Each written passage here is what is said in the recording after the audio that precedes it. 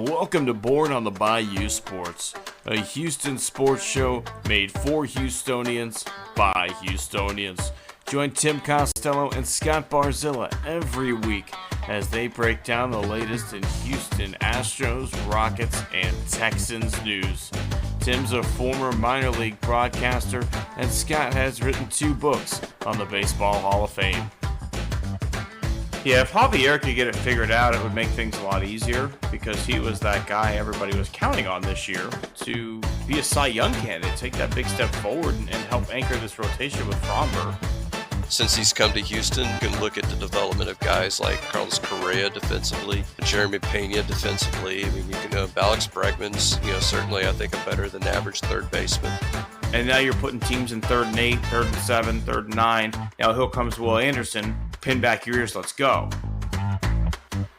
So if you're Bayou born and bred, or just like spending time in the H, sit down, relax, and stay Houston strong.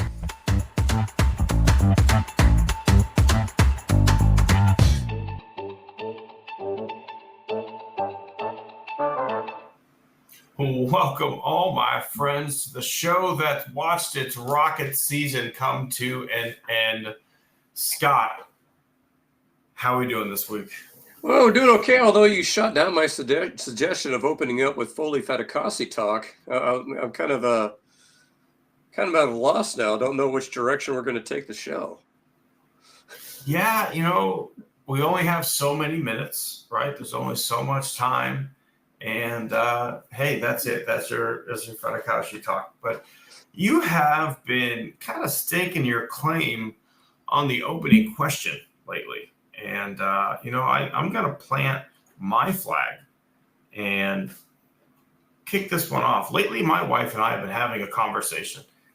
And I don't know if you've ever seen the movie Team America World Police. Scott, is that one that ever unfortunately made its way for your viewing pleasure? I have not seen that one, unfortunately. You're missing a lot, including a 4-minute, every position you can imagine, doll on doll, hardcore sex scene. But also in there was a description of the 3 types of people in the world. Okay. There are pussies, there are dicks, and there are assholes. Okay. Most of the time, dicks fuck pussies. But every now and then, they have to fuck an asshole or else the whole world's just going to get shit on. Right? That's the analogy I'm going to start this opening question with. On the other side of things, my wife heard an analogy of, the 2, you could either be a dick or an asshole. A dick is someone is a dick because they know that they're doing it, right? Like, just like you can see your dick. Versus an asshole, they don't necessarily know that they're doing it. Like, it's just, you can't really see it happening, just like your ass, but it is something that's happening. I tend to believe being an asshole is intentional. That other definition kind of makes it seem like it's unintentional. Where do you go on the dick asshole conversation, Scott? I don't know if I shared this with you, but I have an entire book of philosophy called Asshole, a Theory. And so it just went over 200 pages of classifying different assholes. So according to that theory, the asshole knows exactly what they're doing. But, actually, I could see the visual. I could see that actually working. So actually, I'm going to go along with that. That you don't know that you're doing it? That, yeah, a dick knows they're doing it and an asshole doesn't. See, I tend to go with more of like the Team America World Police guy. Like, the dicks kind of run the world. They kind of fuck over most of the people who are pussies. But every now and then you got to take care of the assholes too. Or else they just come in and shit all over everything. Yeah, that has a certain ring to it. Hey, America, fuck yeah. Here to save the motherfucker. Also, a wonderful theme song. Again, maybe you should watch Team America World Police. It's written by the writers of South Park. Yeah, I remember when it came out. We just never got around to watching it. Yeah, it's unbelievable. It's things that you never thought a doll should be doing, like Barbie and Ken, for example, right? But here we are in, I guess, like 2000. I remember I had this movie on my iPod video back in the day. That's how long ago it came out. But maybe we can move on from that conversation and we'll talk about a different asshole in God, what's his name? Fucking Draymond Green. Biggest asshole. Or is he a dick, Scott? I don't know. Either way, he's still playing and your Rockets are not. Yeah, I don't know what to tell you there. Although he'd had some nice words to say about Alpi Sengun.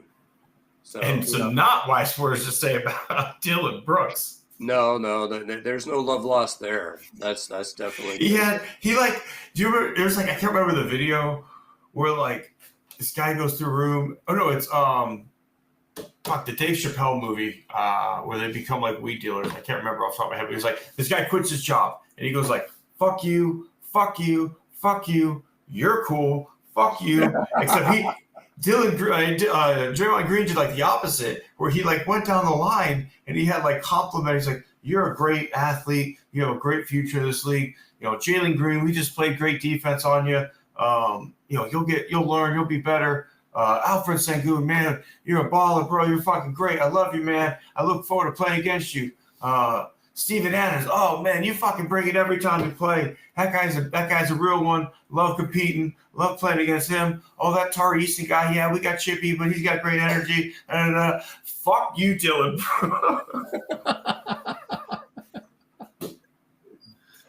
Oh, don't know what to tell you. Fred VanVleet, wonderful athlete, wonderful. Then he just gets right back into it. So I don't know if you saw the news today.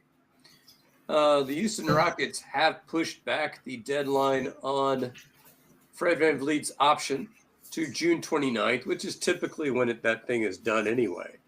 So that's a few days before free agency. So do you think, does that change the odds in your mind of whether or not they're going to re-up him? Yes. I feel it's 80% Fred VanVleet is back, right? Well, yeah, I have no doubt. I would set the odds of him being back at pretty high. Is he going to be back at $43 million? That's the bigger question. And I think he understands that, and that's why they pushed that deadline back, because he doesn't want it to be a thing where the Rockets have to decide at $43 million or no, right? That's the only option because we're up against a deadline versus give it a month. We'll figure out a number that works over the next 2 to 3 seasons, because there is value for Fred VanVleet as veteran leadership on this ball club and as a steady hand at the point guard to help guide Amen. But also he is let's be honest, declining asset over the rest of his career. He is the 4th option on offense when the starters are on the floor, realistically, behind Sengun, Jalen Green, Amen, then Fred VanVleet. If things are running well, unfortunately the playoffs showed he's willing to play that second option. But I think if you could get him for $50 million over 2 seasons or 60 over 3. Yeah, that's where I was going to set the number at. Would you go over or under 360? 360 sounds about right. But again, that third one probably needs to be a team option, because he plays, kind of throws himself around in the paint like a ping pong ball. He is undersized a bit. And again, he's on the backside of the career. This isn't a guy who's 26 or 27, right? He's in his 30s. I, as well, in my 30s, and while I am not a world-class athlete, I do wake up every day as a 34-year-old. And I can tell you, shit just hits differently at 34 than it did at 27. So I don't think he's just going to continue to bounce back all the time. He missed time this year, and we saw, both some growth from Amen during that time that Fred was out, but also the glaring weaknesses of not having a true point guard on the floor. So I would love to have him back at close to that number, because I do think I like the veteran leadership. It would be great if that third year was an option. If he doesn't want the option, I would love 2 times 25, 2 years, $50 million. That would be a nice round number as well, to get 2 more years out of him, which I think he'll give you. And I think here's, to me, is that maybe I'm wrong, but the difference between the current state of basketball and the current state of baseball is your agent is more likely to have that conversation with you and the team and look and say, hey, here's the role Fred can play for you that your team clearly needs. Fred, you're 32 years old. You're at this point in your career. This is one of the better opportunities to win a ring. I think you might be able to get more money if you want to go play in Miami and not have a chance to win a title for the rest of your career. But if you want to be a guy who helps guide young ball players to success, then this is the spot for that. Yeah. That doesn't happen in baseball right now, right? But I think in the NBA, they're a little bit more upfront with their free agents. They're truly finding the best fits for their players because there's only so many roster spots. Yeah, at this point, he is the 9th highest paid basketball player in the NBA. So you can't live like that. No, and he's the 3rd highest paid point guard, behind I think Lillard, and I'm trying to remember who the other one is. It'll hit me. It's not Chris Paul anymore because Chris Paul took less. Fox maybe. No, I don't know. Halliburton. No, not even Halliburton, because Harden. If you call him a point guard, maybe so. Maybe so. If you call him a point guard.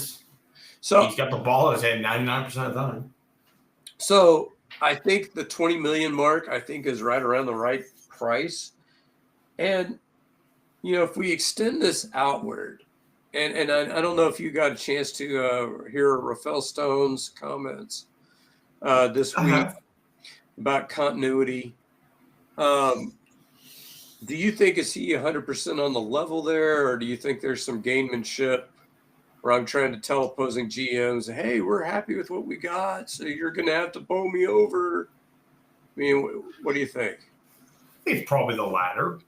I definitely think, like any GM, you've got to be honest with yourself and look at how you just got beat, right? Like, you didn't have the scoring to compete with a veteran team who knew how to go get buckets in the fourth quarter. For almost every one of those games, minus game 7, really, or even in game 7, they were close games through 3 quarters for most of them, except the ones the Rockets blew them out. But, Rockets played with the Warriors for 3 quarters of every game minimally. It was that fourth quarter where they couldn't fucking close games because they didn't have a guy that you can put the ball in his hands on the wing, clear everybody the fuck out of the way, and he's either going to get you a bucket or set a guy up to get one for himself. We don't have that. We don't have that guy. So if you think Amen's going to be that guy, fantastic. Build the team to fit Amen. And a lot of the pieces, in my opinion, are in place for that. I think at this point, if you wanted to, you could play Fred VanVleet at the 1. You can play Amen at the 2. You can play Jabari Smith as your starting 3, and you can play Dylan Brooks at the 4 and Sengun at the 5. And if you maybe want to bring Jalen Green off the bench as just a fucking hunter, as a guy who just comes in like Jamal Crawford used to, who's going to get his 20 coming off the bench. Maybe that's the fix, but something to light that fire. If anybody's gone to me, it's Jalen, right? And it's the playoffs. It's most recent. I can have recency bias. Say whatever you want. It's the shot attempts. It's the lack of just being involved in the game and the Ole defense on the other side of the court. Because if you went 2 of 15, I'd be like, hey, it wasn't falling, but at least he took good looks and whatever.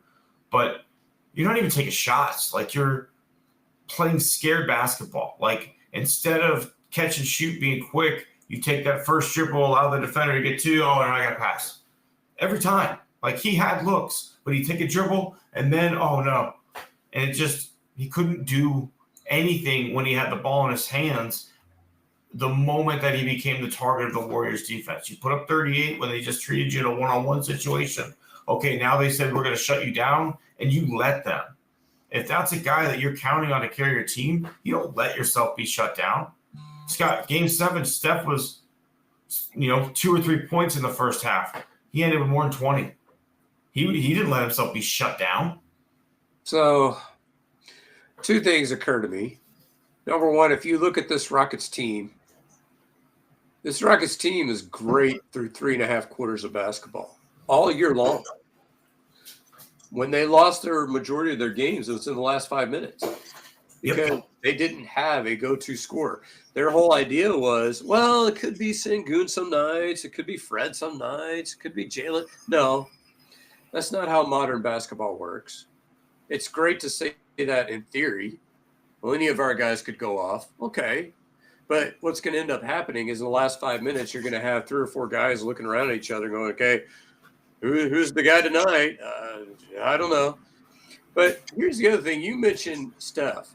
I want to mention game 1 of the second round. What happened to Ant-Man? Shut the fuck down. For a half. He was 0 for 10 in the first half with 1 point, and he finished with 23 points. Yeah. The best scorers in the league figure it out eventually. And even if you had if he had 1 or 2 bad games, I'd have been like, okay, shit happens. Threw some looks at him. We have bad nights every now and then, but when 6 or 7 games are awful. And to his credit, he didn't duck that at all in his post-game comments. I mean, he came right out and said, I played like crap. But the point is that does he have the mentality necessary? That's what I'm worried about. To go out and get it. So, we were throwing this around. So here's just an opening question. If I were to put this offer on the table of Jalen Green, Cam Whitmore, and a first-round pick for Trae Young, who says no? It depends now at this point, Scott. Depends on Fred, because you cannot have a backcourt of Trae Young and Fred VanVleet. No, you can't. You can't. Would you today? Would you make that trade as a Rocket fan?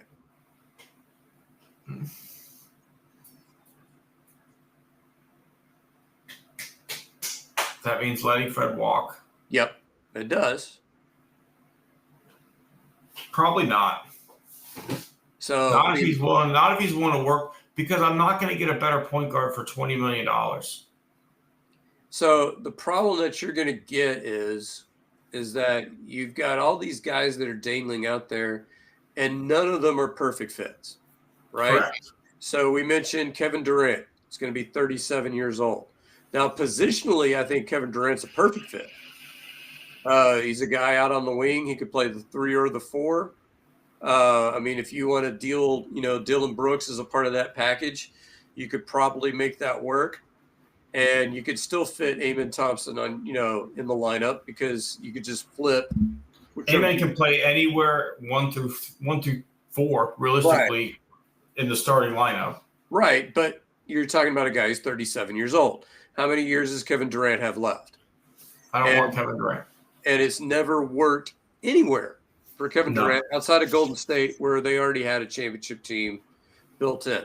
So there's that option. Now we go into would you want to pair the Greek Freak with, with Sengun?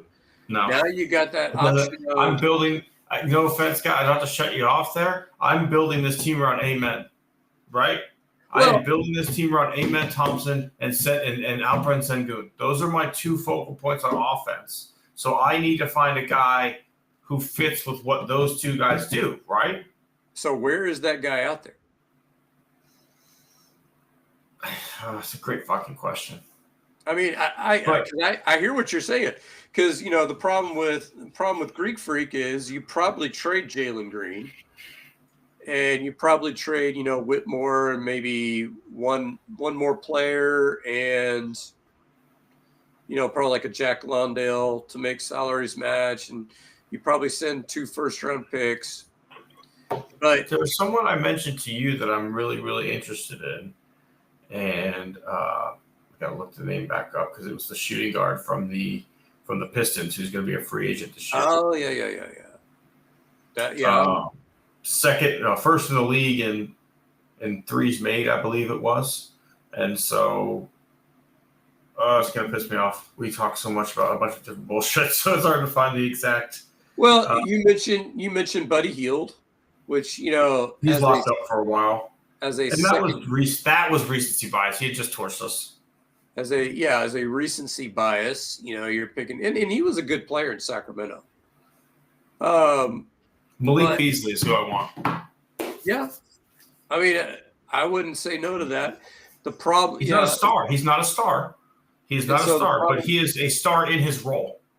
So, are you trading Green for him straight up? What are we doing? He's a free agent. We can sign him. Oh, so are you just trying to hope mid-level exception? Maybe, or maybe trade Green, for a player and an exception of some sort. Find a way to release some salary, and I don't know. I have said it time and time again. I want Marcus Sasser. Okay, I am looking to add 3-point shooting and toughness. I don't know if there's a program that brought tougher fucking players out of it than the University of Houston.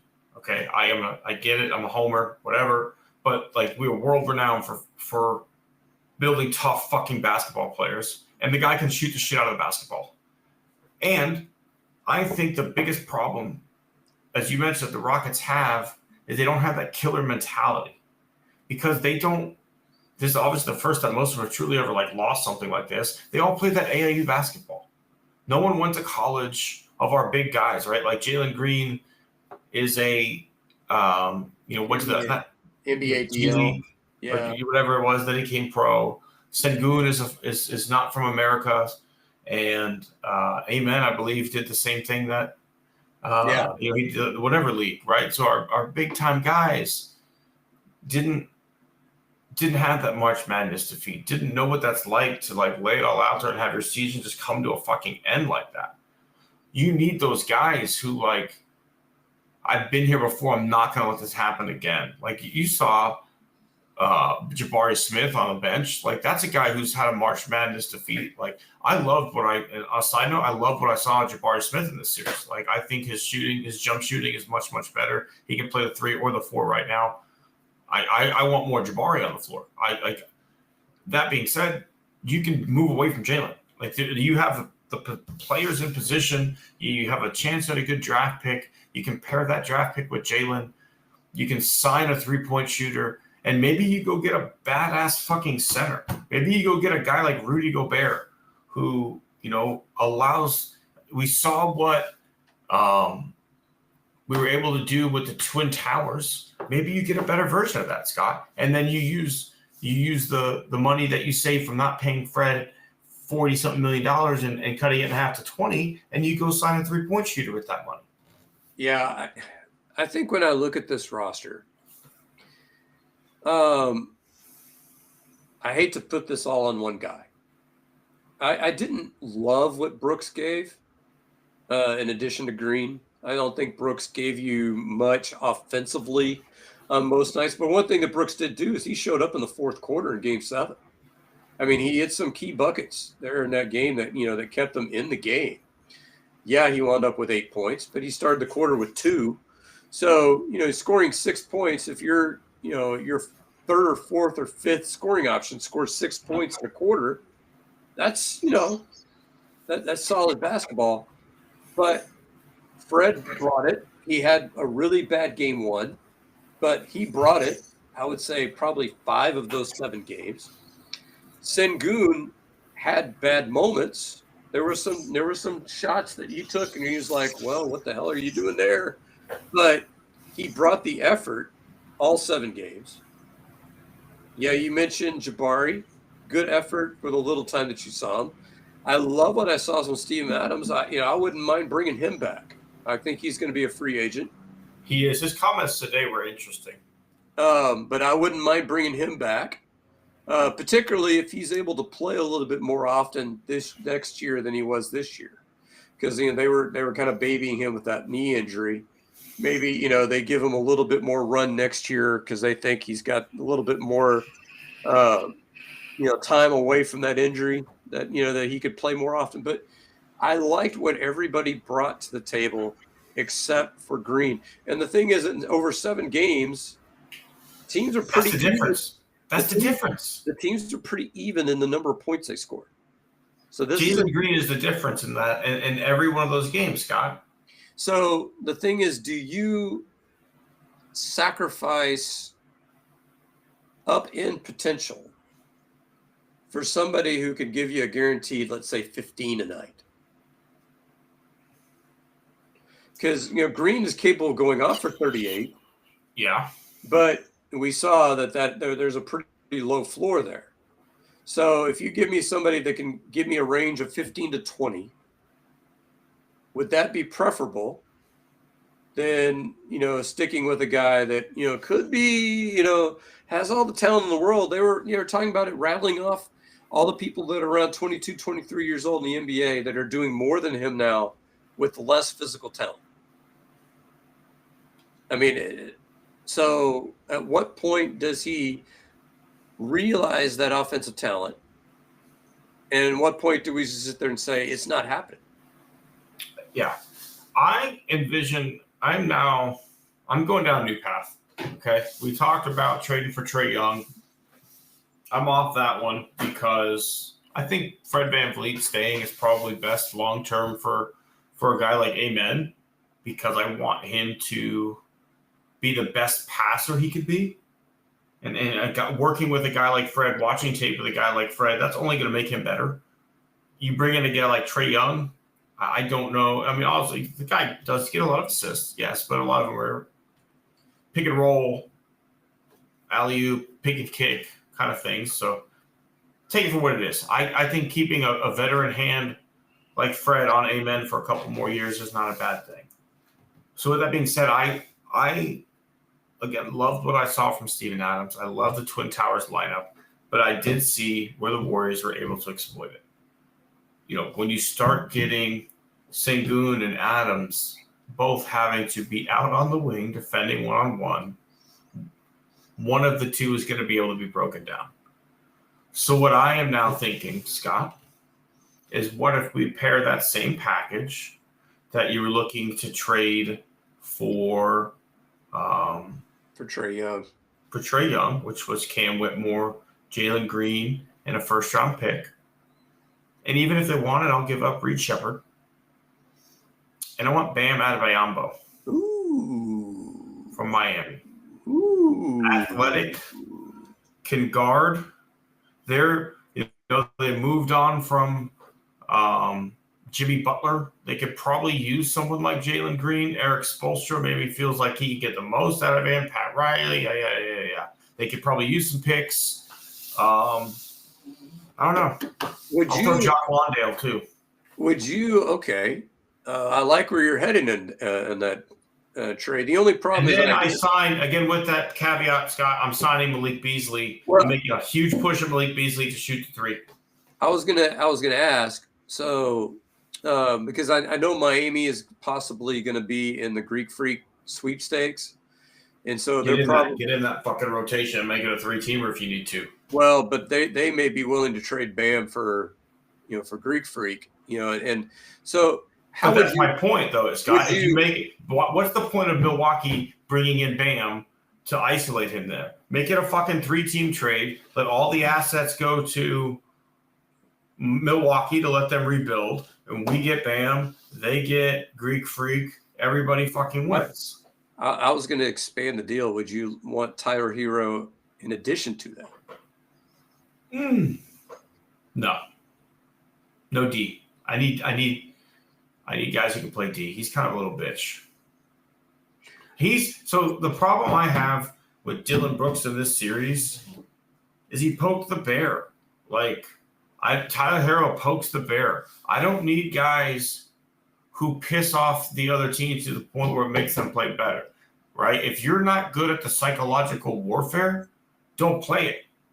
How many times did we see everybody chanting, "We want Houston, we want Houston"? It's like Q game 1 and fucking Altuve's hitting jack shots, right? You poke the bear. We don't need a guy like that. If you want to get out there and you want to get in someone's fucking head, do it the way that Amen Thompson does it, where he's just up in your shit for 48 minutes. Doing what Dylan Brooks does, just lit a fire under their asses, and Buddy Hield torched us. Draymond torched us. Everybody torched us. Yeah, I guess, one of the things I wonder is, do you want to keep Dylan Brooks around? if there's a way to move out from away from him and bring in a different quote unquote stopper, I'm okay with it because I just don't like. I didn't like the way he played this series. I really didn't. I didn't. Again, it's just one series. And also I don't think Dylan Brooks knows and understands his role on this team. I saw highlights of when Ron Artest was the only guy healthy in that one playoff series against the Lakers, where it was some of these shots that Ron was taking. You're like, what the fuck is that, Ron? And it's literally back down corner, fadeaway baseline jumpers from Dylan Brooks. I'm like, who the fuck are you running ISO baseline fadeaway jumpers? You are the 3-and-D guy. Could you imagine PJ Tucker clearing everybody out and fucking trying to hit a 15-foot fadeaway J? That's not what you're here for. That would be meta world peace, Tim. I think he was still Ron Artest at that point, Scott. I try and be accurate at times. You ever see that the Simpsons bit where Homer's like, yeah, they say Muhammad Ali was great, but he never fought Cassius Clay. Mic drop. Can you really say he's the best if he never got guarded by the best? But no, right? I don't like the shit talk aspect of Dylan Brooks' game because all it did was rile them up. I think Draymond's shtick somehow still works better. I hate him. I hate Draymond. I think he's a fucking douchebag. But either way, he got the better of us, and what he was doing worked. Well, I think my biggest problem with Brooks is he came out in the beginning of the series. They're like, oh, they did all that work just to lose the series to us, and it's like, oh, you're a jackass. But he was also right. Well, no, I'm saying that Brooks said that before the series. Yeah. I mean, That's what I'm saying. You started before the series even started. Why give that quote? Why give that fucking? Be smarter. Yeah, the idea of Bam actually does intrigue me. So that's something, obviously to explore. I don't know if Miami has anybody else that you could pair with him. Hopefully Malik Beasley would come for the mid-level exception. But, there's always things where you can do sign and trades. I mean, that's how we got Brooks technically. So, if you could do something to sign and trade to get Beasley, if he wants a little bit more, that's something obviously you can explore. Yeah, I agree with you on all that, right? Whatever we can do to reshape within the margins, but I'm not blowing it up, right? This is still a team that was second in the West, which is, I think we all agree, a deeper, better conference, right? Sometimes damn, I wish we were in the East. We would have wrapped up in 4, maybe 5 games, right? Because who are we playing in the first round that's anywhere near Golden State? There's no one in the East that's a 7th seed that would have touched us. Well, no, and the fact is that when you look at the standings, I mean, we were separated by 2 games? Yeah, we clearly were the second best team in the West. We weren't even part of the jumble, right? Everybody else was jumbled. It was the Thunder, way up here, then the Rockets, and then everybody else. Yeah, and even then, you say the jumble, we ended up the final standings we only won by a game or 2 because But we also sat the last 2 weeks. Yeah, we punted those last 3 games. That's another thing. Looking back, you came out flat in game 1 after you punted the last 2 weeks of the season, Coach.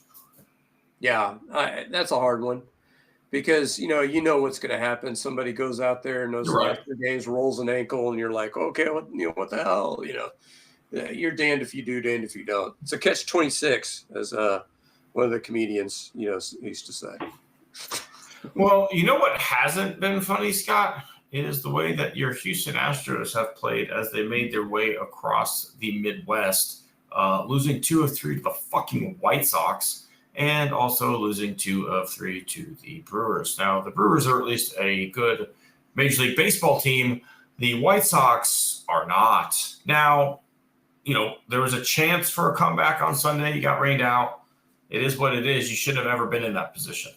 No, and I think when you look at the White Sox series, the onus that I put on that one is squarely on Fromber's shoulders.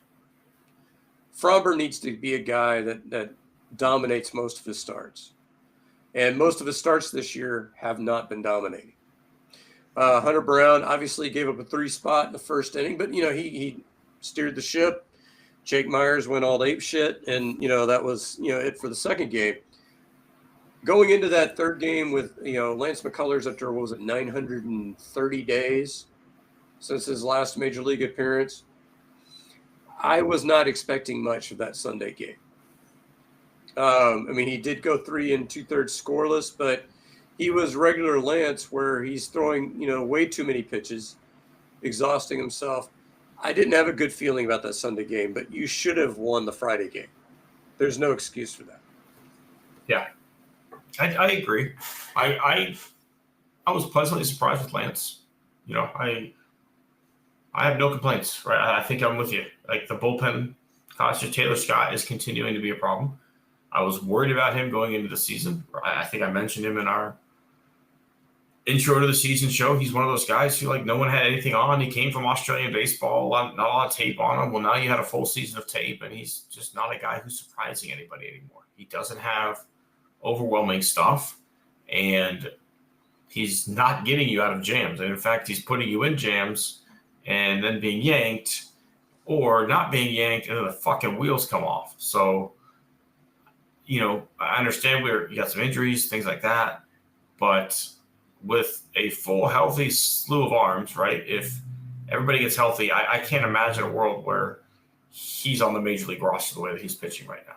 No, and I think when if you're going back to things that I said if we're 500 at Memorial Day, I'm happy. We're sitting at 500 right now. Would I like to be better than 500? Sure. But I think you needed these first 2 months to figure out, okay, number one, what lineup am I going to settle in on? And number two, who are those arms in the bullpen that I can trust to get me through a game? And Taylor Scott is not it. I think I sent you a text going, why is he still a thing? No, I don't get it. But prime innings. He should not be in unless we're down by 6 or more. Because, really, and Ryan Gusto had a rough outing. He's been starting 3 times in a row. It's his first time back to the bullpen.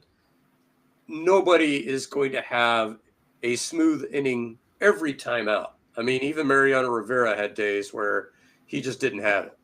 Now, for him, there were much fewer and farther between. But he had days. But you can have days where you don't have it and you still find ways to get guys out without your best stuff. That's what makes you great. No, that's true. And nobody's on the Astros has had a day like Ryan Presley did this week. Hey, now, no need to punch down. Yeah, but it does kind of highlight the fact that I don't think Dana Brown made any major mistakes this winter.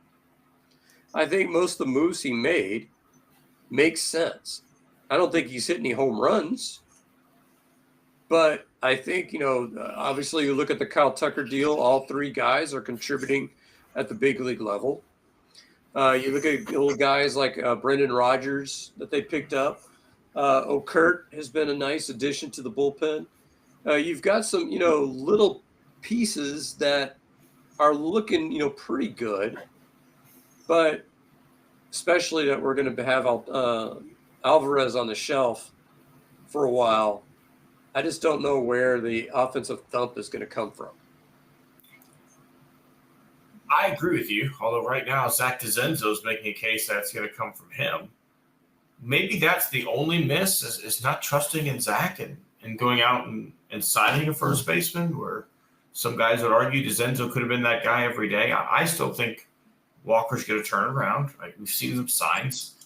The swing doesn't look bad, right? The guy's balanced. He's putting good swings on the ball. It's really confusing, quite frankly, to see Christian Walker struggle the way he has.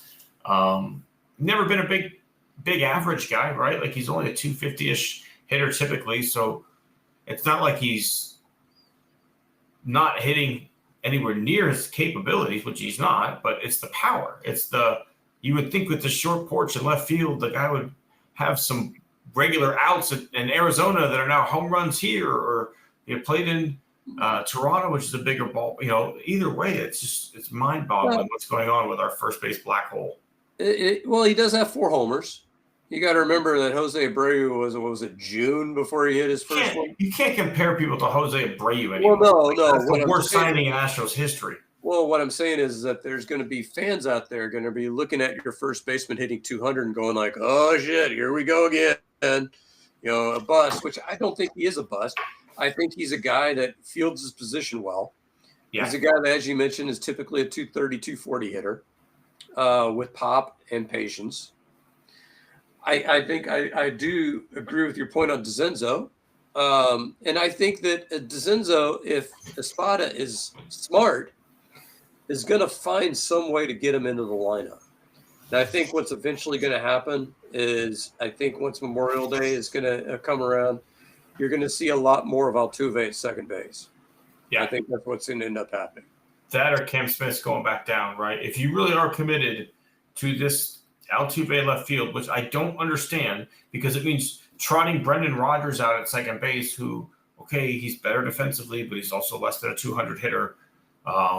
It's not worth it. It's really not. Altuve's defense, you can cover it up at that point, right? Like it's not that bad that we need to suffer this much offensively and keep a guy like Zach DeCenzo on the bench. Or fucking play Zach DeCenzo at second base. I guarantee you he'll figure it out. He just seems like he is a ball player, right? Like he is a guy to me that other than catcher and pitcher, I feel like if you put him anywhere out there, he's not going to be amazing, but I feel like he's going to give you effort. He's going to figure it out, and he's going to work his ass off. He's going to find a way to get better, just like he did offensively. He had a taste of Major League Baseball, saw what he was lacking, went to the best possible winter league he could go play in, competed his ass off down there, and now here he is seeing the dividends of that work.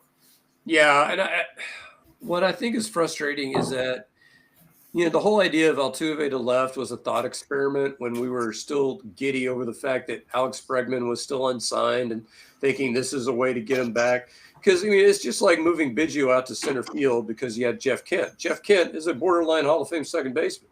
But you had Jeff Kent. You actually fucking had him. Well, right. But I'm saying like Brandon Rodgers, nobody is – if he gets to Cooperstown, he's going to have to buy a bus ticket. That's not fair. That's not fair. He might – be asked to introduce a Hall of Fame teammate at some point. That's, and I like Brendan Rodgers as a player. I like having him on my bench. He's a nice, he hit a home run in the Milwaukee series, his first one of the year. Good for him, right? He's hitting, I think, like 228 or 225 or something about his career average. But, that's his career average outside of Coors Field. That's the issue, but the decision to sign him, I don't disagree with. It's a lottery ticket. Hey, can this guy, be an everyday second baseman? Well, it looks like now the answer is no. Can Mauricio Dubon be an everyday second baseman? Looks like the answer is no. So do you continue to platoon them and just kind of hope for the best, or do you do as you suggest, put DeCenzo second, see what happens? Put Altuve back at second, and put DeCenzo on the left. Just saw him make a couple of nice plays out there, by the way, and see what happens. I'd like to see Cam Smith play more often because it seems like when he gets consistent playing time, he's one of these guys that gets a knock and a walk seemingly like every day he plays when he gets regular playing time. Yeah, I don't think Cam has been amazing. He's had moments. I still think he's benefiting from playing every day. I'm with you that Dubon's not an everyday player. I like him more as a utility guy. You were right there. I tip my cap to your rightness. And I just think that we're at the point where you're right. The thought experiment was fun as if you kept Alex Bregman, but we didn't keep Alex Bregman. So at that point, you don't move a Hall of Fame second baseman off his position for a utility player. If you had went and traded for a legitimate Gold Glove second baseman, and that's the move that you made, and that's why Altuve's in left field, a Gold Glove second baseman who can hit above 250, and that's why Altuve's in left field. Like, okay, to have the revolving wheel in at second base at his position, and to most of the time it means keeping a good bat on the bench. is a shame, because the whole reason we did this was to try and we thought we didn't have a good enough outfield, so we were going to sneak in an extra infield bat and sneak Altuve into the outfield to make the outfield better. Well, now we've got 2 decent outfield bats that we want to see more from both of them. We don't need Altuve to play left field at this point. We need Altuve to be our second baseman. And it's strange that we're the ones saying this, and it's not the manager of the fucking Houston Astros, Joe Espada, like saying, hey, the Altuve thing in left was fun. It's always there as a possibility. But right now, with Yordan out especially, we need our best bats in the lineup, and that means this is the end of Brendan Rodgers as a Houston Astro. Not really, but like, you're not starting at second base more. All right. Is it that time of the week, Tim? It is. It's going to be a longer award season this year, Scott, because we have a new one. This is the POW, right in the Kisser Award. We transformed the person I want to punch into the POW, right in the Kisser. Scott, who do we want to give one to right in the Kisser? I am going to open up my shot to Senator Lindsey Graham. Because here's my thing. You've talked about it. We talked about it in text. I don't think that a majority of Catholics were happy with seeing a tweeted image of Donald Trump as Pope. I was offended personally. I know you were, and unfortunately, neither of us have been able to do a straw poll after Mass. Just to say, hey, Father, before you send everybody off, I've got a quick question here. But Donald Trump's an ass or a dick. Given our further conversation earlier in the episode, just depending on how you want to define it. So him suggesting it, and it started off with a reporter, giving him the stupid question of who would you like to see as Pope, as if he knows any of the candidates. Well, I like Cardinal so-and-so. I mean, come on. What are you going to get from this guy? So, he came out with, it should be me. And I love his explanation of how it got tweeted out on the White House page. Well, I didn't make it. Somebody in the internet made it. And, I'm not taking any responsibility for it. Come on, it was funny. It was a joke. We put it on the White House page. It was funny. The reason why I'm punching Lindsey Graham in the face, or in the kisser, as you said, is because he sent out a tweet saying, yeah, Donald Trump should be Pope. Lindsey Graham is not an idiot. He's not a moron. He's an intelligent guy who is just kissing some ass at this point. And it's like, can we please show a little bit of respect to the dead for one, and a little bit of respect to, while not the world's biggest religion, definitely in the top 5. Can we do that? Can we not be asses for just like a week or 2 weeks while we're seeing black smoke? Can we try that? Just try it on. No, he can't. That's why you have to hit him in the face. Long story short, no, he cannot. Oh, yeah. Good choice. I am going to go with a gentleman. We're just going to call him Jeffrey. I posted or shared a post on Facebook, a legitimate news source, documenting that Oklahoma is now teaching the 2020 election conspiracy theory in their school systems. And, one person disagreed with me, told me I was bucketing all Republicans together. It's not fair to say that they all want these things, right? Whatever. The other person decided that this is a great opportunity to say that I live a sad life and that I was stupid when he knew me, and clearly I'm still stupid now.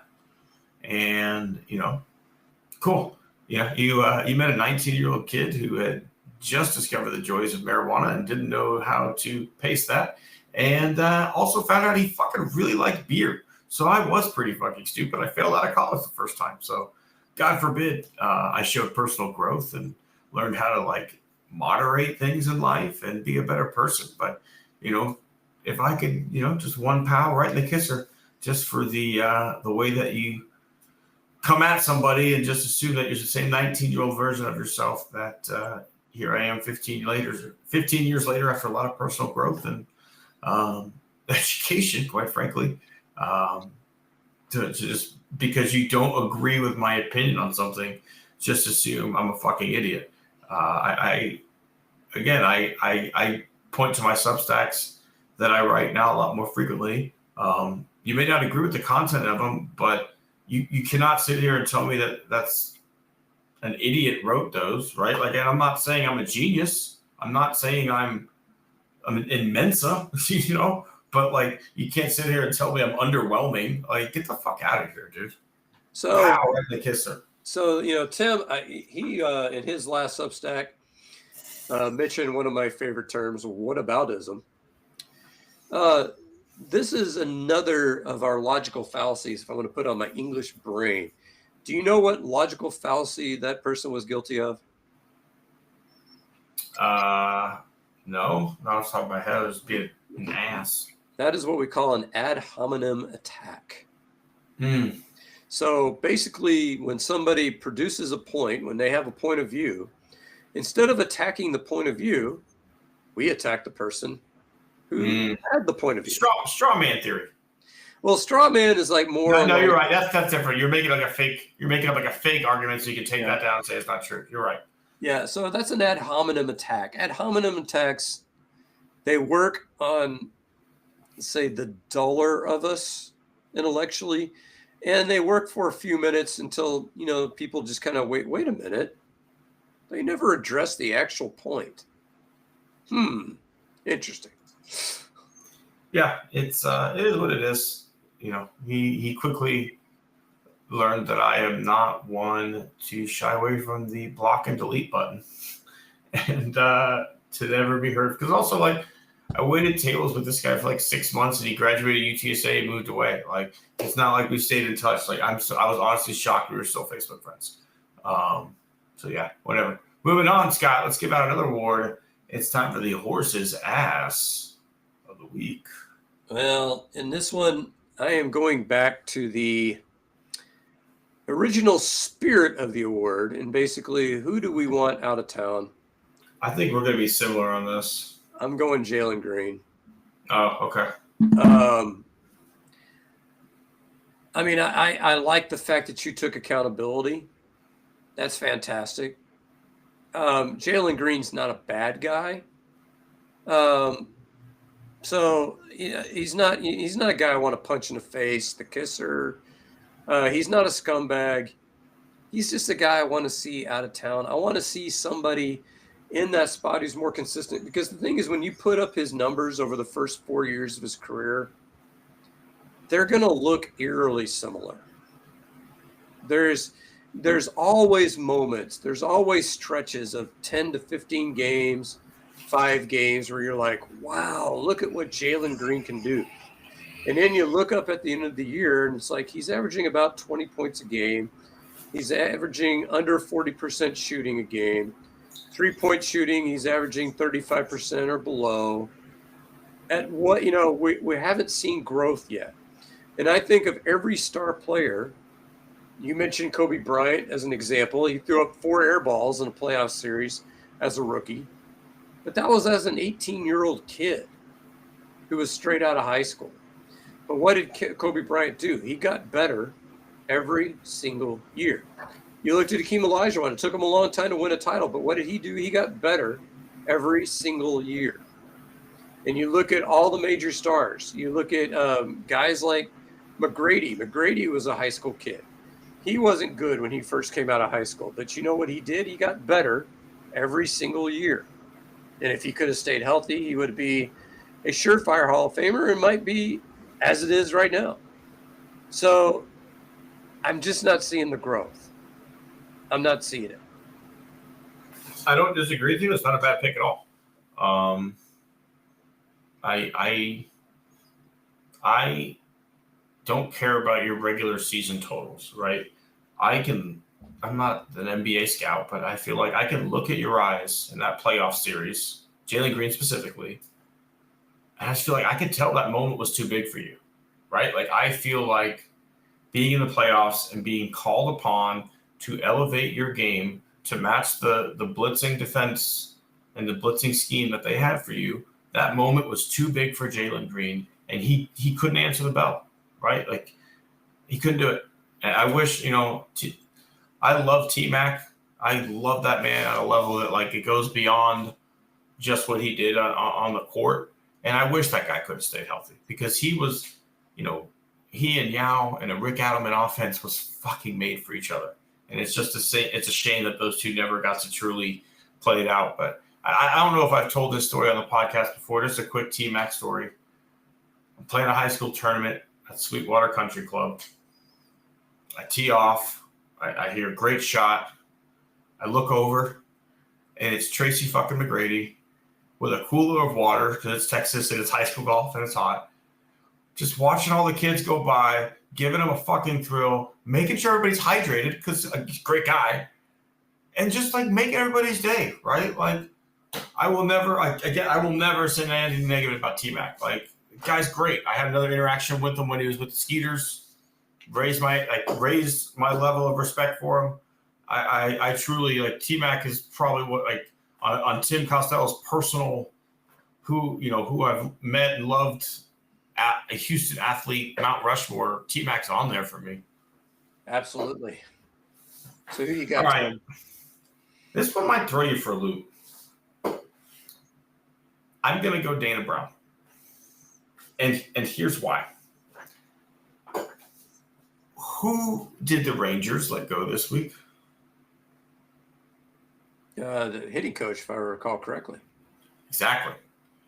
Their GM was able to look around and see that, wow, our offense is fucking historically bad. Where players come here and have terrible starts to the season that they've never had before. Our players are leaving here and hitting better than they've ever hit before.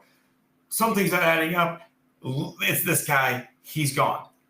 And I don't normally want to like look at the Rangers and be like, okay, wow, yeah, good job. You guys figured it out.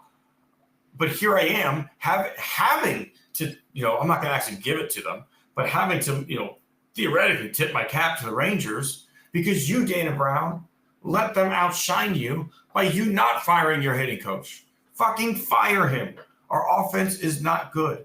People leave here and are having monstrous seasons right now because you're not slowing us down at the start of the season. Our offense every year, every single fucking year sucks this time of year. It sucks. Zach DeZenzo had to leave America to learn how to hit because he wasn't getting the instruction he needed from the Astros hitting coaches. This is insane to me. It is insane, Scott, that the other dog shit team in Texas can figure out it was time to fire a hitting coach and we still cannot. Okay, how many games have we played, Tim? 36, I think, 8 or 37, 19, 18. I think we're at 500. So it's 36 or 38. Okay. So 19, 19 then. So it's either 18 and 18 or 19 and 19. I can't remember which one. So 20 of those games, we have scored 3 runs or less. 20. That's more than half. I'm not good at math, but maybe Haley can help me out because I know she's a math teacher. But 20 is more than half of 36 or 38. Like 58%, I feel like, off the top of my head, just throwing a number at it. Yeah, that's as good an estimate as any. I don't understand it either, Tim, and I don't understand how he came back having a job. Because it seems like we've done this. Now, is Brett Boone the answer in Arlington? Shit, if I know. Has Brett Boone ever done it? I don't know. He was a good hitter, right? Like at least it's something different. Sure. I mean, the Astros once employed Harry Spillman. I grew up watching Harry Spillman. I wouldn't let that guy within 100 yards of a major league clubhouse in terms of hitting instruction. But we hired him, and he was our hitting coach for a good 3 or 4 seasons. But I mean, I do want to say we should be careful what we ask for, right? Because what if Bagwell's boy Brad Osler is hired as the hitting coach? Brad always miss. Oh, I'm sorry, Osmus. Well, but at least he could try. Well, I studied at Dartmouth, and when I read this textbook on hitting, it's been a long time since the broadcaster can say Brad Osmus went to Dartmouth. That was always worked up. Yeah, I've read but here's the beauty in Osmus, and this is why I think Osmus, as a manager, maybe no, but I always liked the idea of him as a bench coach, because we went and talked to the general manager, and they had, I'm just going to have to show it on screen here, a scouting book report this thick every series for every team. It's like, what happens when you throw this guy a 2-2 slider? What happens when you throw him a 2-2 curveball? What happens when you throw him a fastball? What happens when it's 3-1? He read them and memorized them. I mean, having that kind of a knowledge. So at least in a hitting coach idea, at least he could sit there and spout off, hey, if the guy gets ahead of you, here are his tendencies. I mean, that would be at least a nice, thing to know for a hitter, walking up the home plate. I mean, but what we get. I'm actually curious. Yeah, that makes an interesting point. You just brought something to my thought. We have 2 hitting coaches, right? Obviously it's dumb, but we do it. But now I'm wondering, how do they split those duties, Scott? Because I think there needs to be one coach specifically who does what you just mentioned. You are the guy who game plans. And then I have another coach specifically. You are there to work on execution. You are there to work on the fucking swing. And so really, let's look at it from a golf scenario. You need a caddy and you need a swing coach, right? Like you need that caddy who's going to work you through the 18 holes and going to tell you like, hey, this one's in the rough a little bit here. You're down 0-2. Just try and knock one the other way. He's going to pitch you a fastball low and outside. That's his tendency here. Just hit it hard the other way. Keep it under this limb. Punch it out, right? Then you've got, hey, the wind's behind our back. It's a par 5. There's no trouble. Let it rip, it's 3-1. He's going to throw you a fastball, bases loaded, fucking crush it, right? Like maybe that's what we need. We need a caddy, and then we need the swing coach.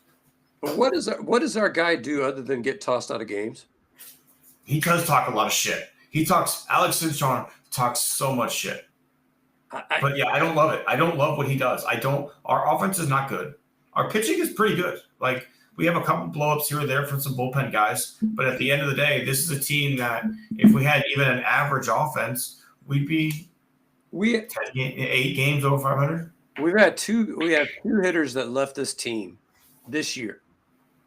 So you have Alex Bregman, who is on pace to have a 2018-2019-esque season, which is something that I had naturally assumed that's not happening again. Agreed. I thought he's a 4 or 5 win player. There's no way he gets up to 7, 8, 9 wins. That's just not happening.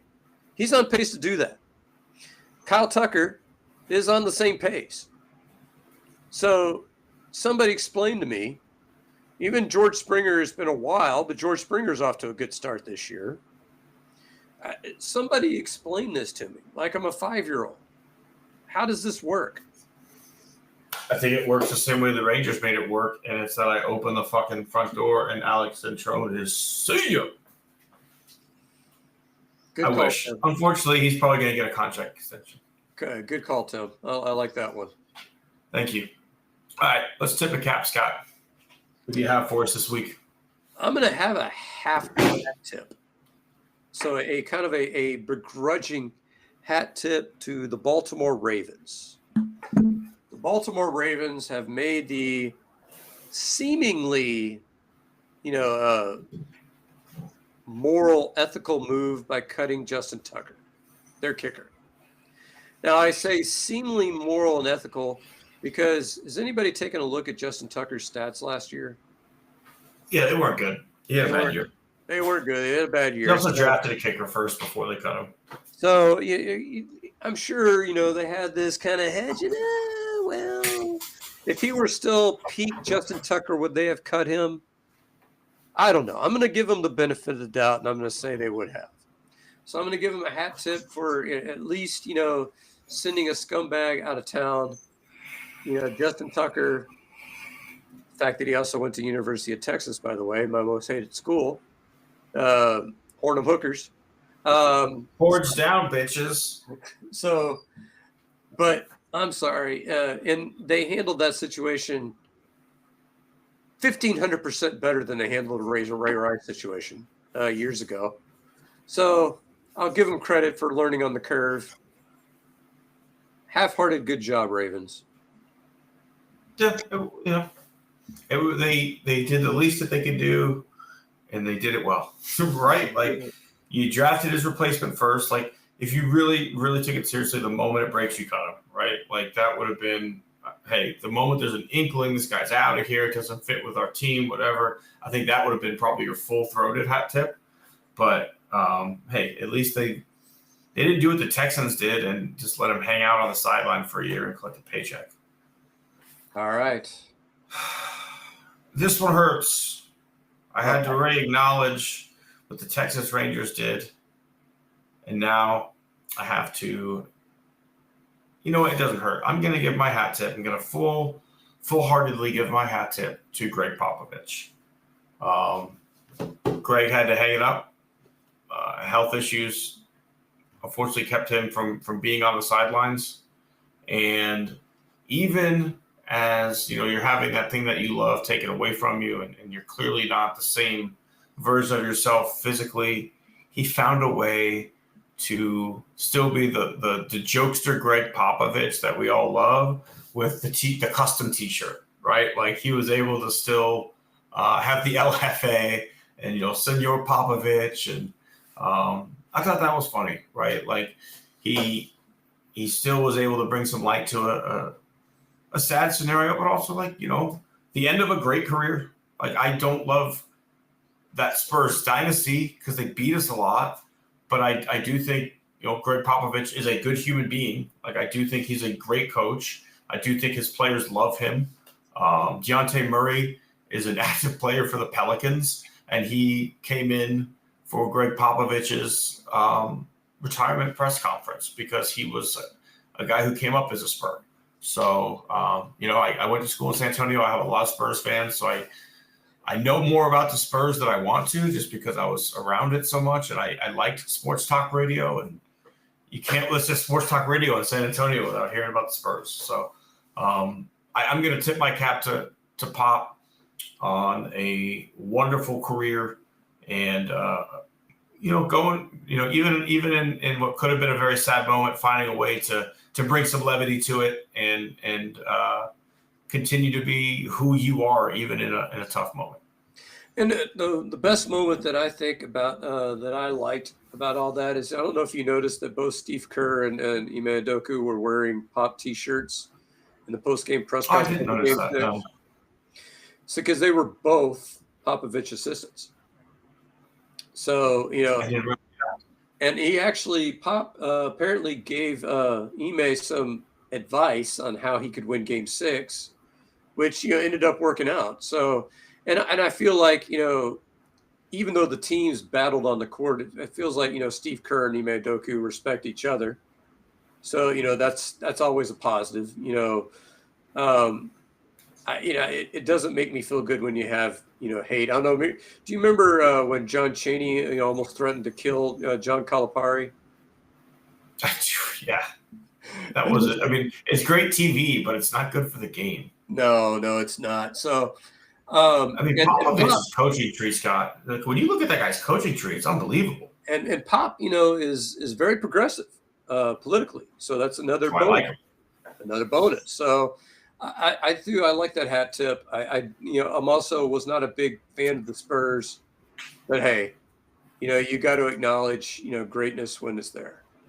Yep, and that's really what it is. So, full-throated hat tip for Greg Popovich, a wonderful guy who coached for the wrong team.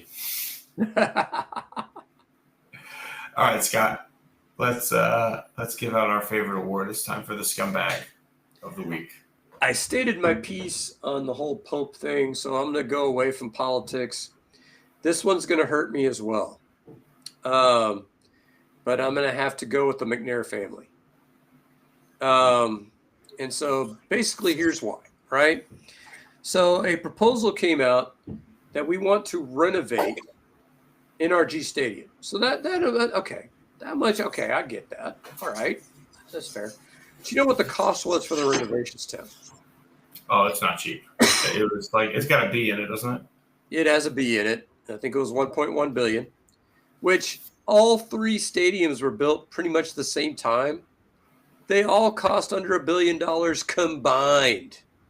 Combined. Well, there's a lot more cost of tariffs down to get those fucking cost of goods. But that's not why they're a scumbag, Tim. The reason why they're a scumbag is now they have floated the idea that what we need is an all-new practice facility, all-new team facility, all-new I stadium. disagree with you on this one. Go ahead, but I'm a hardwood idiot. Go ahead. And they didn't even put a price tag on that, Tim. I think they're afraid to even show the fans what that's going to be because I think it's going to be a crooked number in front of that B.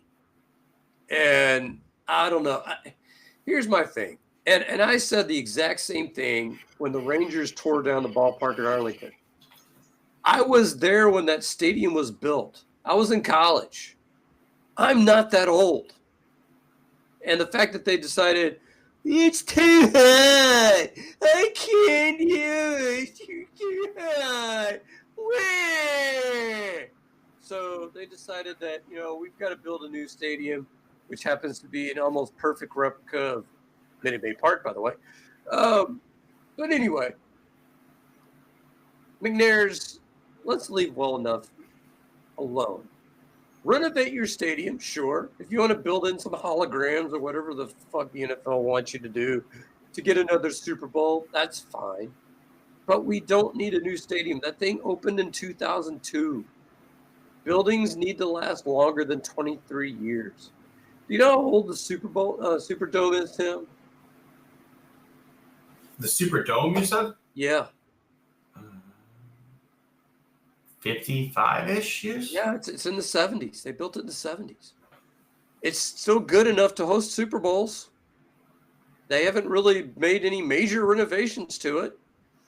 About the smartest thing they did is, how they made all the seats different colors so that when you pan in on the audience, it looks like it's full when it's not really full. So, McNair's, you got to do better than this.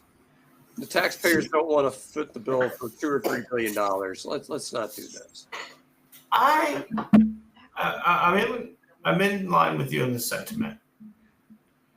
I only disagree with you because I've seen. I listened to that same statement. And what he did say was they want a separate practice facility where you can then build like economic stuff around it. And I've seen what that looks like because I live about 10 minutes away from that facility for the Cowboys, the Star. And it's pretty fucking cool. And it brings in a lot of tourists and it brings in a lot of money. And the shops and restaurants there are really good. And it allows, at least from a branding perspective, it allows you as the Cowboys, you now own Arlington, which is kind of like the best place to live on the south side of Dallas. And you now own Frisco, which is like the best place to live on the north side of Dallas. And so it kind of gives them like just this full blanket coverage of their branding. And also gives you as a fan opportunities to go see them in practice and to go do those things. And it brings additional revenue dollars. You can go tour the practice facility and you can join Cowboys Fit, which is like the gym there, which like you're not working out in the same gym, but like you're in the same building. And so, from those perspectives of it, he's just trying to be Jerry, right? He's just trying to look at what Jerry Jones has, which is this second location that brings so much additional revenue in. And he's looking at it as why not have the bullpen or we can have, something like that out in Katy or something like that out in the Woodlands where you build that out there or something. What if, honestly, Scott, would you really be pissed if like out off like Space Center in Genoa Red Bluff, they just blew it up and built a dope ass like Texans practice facility with like shops and everything like that? The practice facility doesn't bother me nearly as much as the new stadium. Yeah, I don't want a stadium. I disagree with stadium, but I do think you should, if you want to renovate whatever, to try and get Super Bowls because the Super Bowl will bring back the cost of the renovation tenfold. I think it's dumb that that's where we're at. But like the economic boom for the city that the Super Bowl brings in, like through the taxes you generate through hotel rooms alone, is worth it. Plus, like the restaurants and the nightlife and all the other yada yada yada, right? Like it is worth it financially if you get the Super Bowl. And the NFL has basically said the stadium in the state that it's in right now will not get a Super Bowl. Yeah, and I see that. I just think you can make those cosmetic changes for far less than a new stadium. Yeah, for sure. I agree. And I think you should keep the stadium, make adjustments, and then if you want to build something like the Star, I completely understand it just from the extra boom, and like it's a benefit for the city of Frisco. Like some of the best restaurants in town are in there. All right, okay. Who do you got for us, Tim? It's a tough one, Scott. You know, there's as you and I both know, a lot of political whatnot happening, and I can't stay away. I can't do it. I tried. I really did try, but I can't because the president of the United States went on live television and did a news interview in which he fucking multiple times said he doesn't know if it's his job to uphold the Constitution of the United States. It's for the lawyers. It's like I'm 100% sure you had to put your hand on a Bible and swear to uphold the Constitution of the United States at your fucking inauguration less than 4 months ago. You literally had to swear. Again, on national television, we have the tape, if we need to go back to it, where you swore your oath of office, which was to uphold the United States Constitution. So, again, I tried to go. Maybe it's Dylan Brooks. No, it's Trump. It's absolutely Donald Trump because we don't need a lawyer to interpret the Constitution and give. Lawyers can interpret anything a different way. That's why, like, we hash it out in court and we go off of the rulings because a judge has ruled and said this is what it is. You can't just look at it and be like, oh, that's what this means. Like, otherwise, at this point, like, literally, a law degree is just a license to bullshit. If all it means is that if you're a lawyer, you can look at a law and interpret it however you want and do whatever you want, that means that I need to get to law school right now and just start fucking robbing banks because I can just be like, I actually interpreted the law and it didn't specify that currency that was printed in the year 2025 could not be stolen. So based on my interpretation, El Judgio, I'll see you later and I'll take my cash back. But like, you can't do that because that's not how law works. We have to fucking bring it to court. The Constitution is the basis of our fucking court rulings. So if it's written in the Constitution, you have to uphold it, motherfucker. All right, Tim. You've got some pressure this next coming holiday season. You got Christmas coming. How are you going to possibly choose the two and only two dolls that Scotty gets?